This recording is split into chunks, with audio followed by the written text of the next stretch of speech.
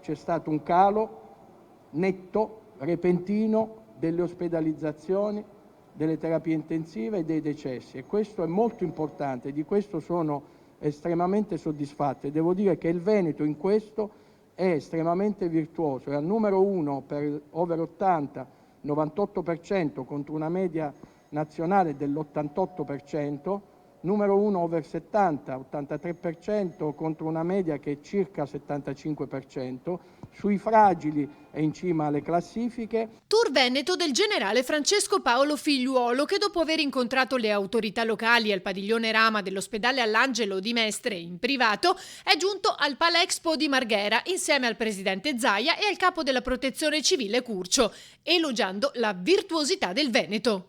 Fino a qualche tempo fa si diceva ma lo Stato di Israele ha svuotato gli ospedali, ma gli Stati Uniti, ma la Gran Bretagna.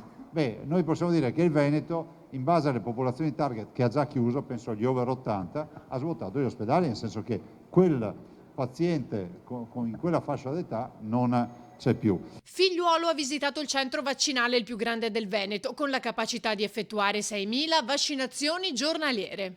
Quando si fa squadra si vince. Qui ci sono 20 linee che a breve diventeranno 28, la capacità di fare 3.000 fino a 6.000 se si fa anche il turno notturno e di aumentarlo ulteriormente.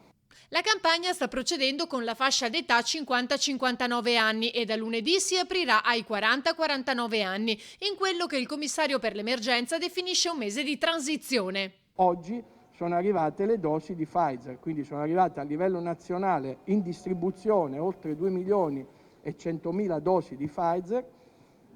Fra domani e dopodomani arriverà ancora circa 400.000 AstraZeneca, 170.000 Johnson.